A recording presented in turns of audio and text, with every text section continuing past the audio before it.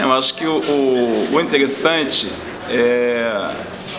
que eu acho desse grupo aqui é a gente ter essa diversidade de entradas, né? Mesmo quando se coloca uma pergunta, mesmo que seja uma pergunta tão ampla como a que foi feita no início, mas essa possibilidade de cada um da sua história, da sua inserção profissional, né? Tem um olhar. Eu acho importante a gente respeitar, né? Retomando essa palavra, essas possibilidades, porque na mente são possibilidades, né? Que cada um vai poder ver o problema ou ver a questão a partir do seu repertório, né? Então a gente não tem nenhuma ilusão, eu não tenho, espero que ninguém tenha aqui, que a gente consiga juntar todo mundo no mesmo ponto, né? Mas um pouco para dizer que nós temos algumas coisas, alguns pontos onde a gente pode se encontrar.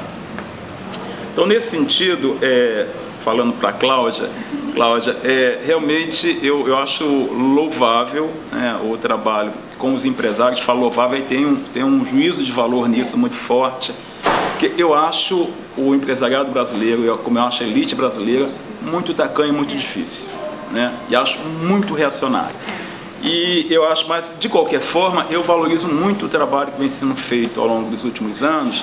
Pego todo o trabalho do Ethos, né? Pego todo o trabalho que vem tentando identificar, junto ao empresariado brasileiro, né, alguma possibilidade dele se abrir para essa sociedade que ele não conhece, né? E que ele faz questão de olhar de forma enviesada. Mas mesmo assim, estou falando de coisas muito objetivas, né? Nesse trabalho, quem está ligado a esse tema sabe o quão difícil né? Mesmo a gente falando em fundações, aumento de fundações e tudo mais, mas se a gente olhar muito, o marketing social tem muito mais peso do que realmente um compromisso com uma possível transformação dessa sociedade. Então, nesse sentido, eu continuo na minha trincheira. Eu acho que alguém precisa fazer esse contraponto, e não que eu não considere e veja a possibilidade de algumas entradas, algumas coisas muito interessantes que vem acontecendo. Felizmente nós não somos né, achatados, tem, quer dizer, reações em vários pontos, mas no geral eu acho que para fazer o debate político eu acho ainda muito difícil esse segmento da sociedade brasileira. Temos outros segmentos difíceis também, mas a gente está falando especificamente desse, né? Falando para Helena, realmente eu não tô raivoso, não estou realmente, mas talvez assim, eu acho que a coisa de muitos anos na militância, nem na vida, te dá essa, hoje para mim, eu realmente não quero levar para casa, não quero fazer média com ninguém, né? Eu quero colocar muito claramente aquilo que eu penso, e não é só para uma questão de satisfação pessoal, é porque eu acho que o debate social que a gente está metido, ele muito facilmente a gente cai numa certa um jogo de amigos, uma certa sociabilidade, né, que não faz a gente identificar onde é que está o problema e como é que a gente tem que enfrentar e ver a especificidade de cada um e lidar com esse problema.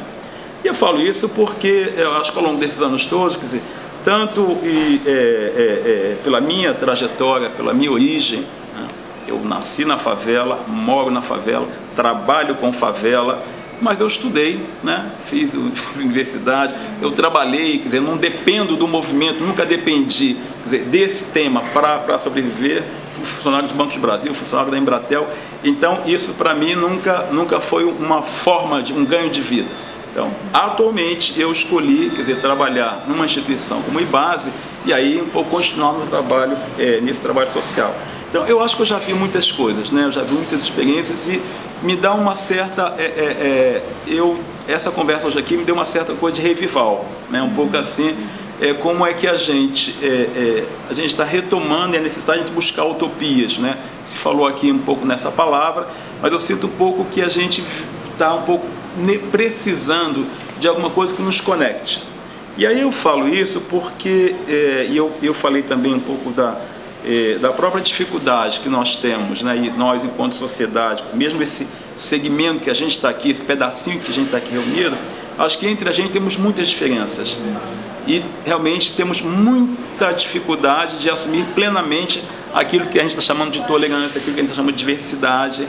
Certamente a gente vai ver na experiência de cada um, no exercício prático, cívico, cidadão, o limite de cada um nesses temas, né?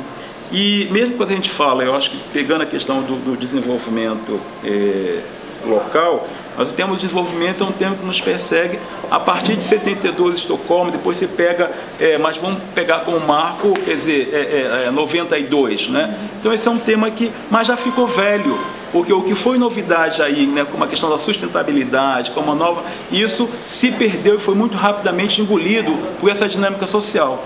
Como as palavras são muito facilmente traduzíveis para aquilo que a gente quer entender delas. Então, o que a gente está falando hoje, né, de desenvolvimento, quando a gente está querendo tocar no desenvolvimento local? E a gente, quem está metido nesse tema, sabe que o desenvolvimento local, quando você fala, a gente não está falando só de uma comunidade, a gente pode estar falando de uma comunidade, a gente pode estar falando de um município, a gente pode estar falando de uma região. Então, esse é um conceito que ele, vou repetir com outras pessoas, mas ele está em construção, porque exatamente essa dimensão do local, ela é uma construção, né? Então, nesse sentido, eu acho que a gente tem alguns limites, né? A gente sempre aqui, a terra, a nossa pátria, né? Um pouco esse caminho de pensar, de refletir, que eu acho interessante. No entanto, quando a gente fala, e eu acho que esse é um tema bastante atual, né? A gente sabe que não dá, né? Esse planeta não comporta esse nível de consumo que a gente tem. Agora, quantos de nós que abre mão do carro, né? Só para usar esse elemento, né, que está no nosso cotidiano, desse elemento para garantir que esse planeta sirva para futuras gerações? Esse é um debate.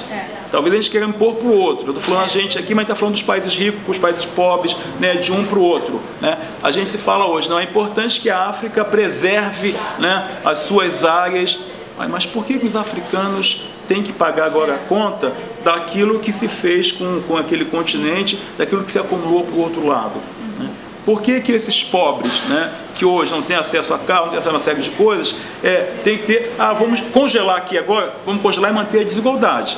Então, o grande desafio é pensar, né, que desenvolvimento é esse que inclua todos, mas também que sustente a vida nesse planeta. E aí, certamente, a gente vai no miolo do que a gente está chamando de pensar, né, o individual, no coletivo, que toca na essência.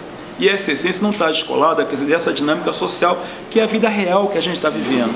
Mesmo que a gente tenha a questão do tempo, né? Mas nosso tempo que a gente consegue, ao menos, tocar é esse, né? O tempo que você está nesse momento aqui agora, você vai morrer daqui a 10, 15, 5, amanhã, não sei. Mas esse é o tempo que a gente consegue, mais ou menos, controlar. E é com esses dados que a gente tem que lidar. E é por isso que eu podia ter feito história, porque eu gosto muito de história, podia ter feito sociologia, que é um tema que eu me apaixono, mas eu fui escolher fazer jornalismo.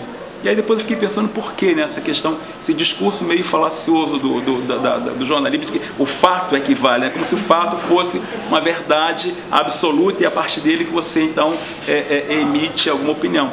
Você descobre também que não é assim, o fato também é uma construção, né? Mas de qualquer forma é você pensar essa sociedade, quer dizer, como ela é neste momento histórico determinado.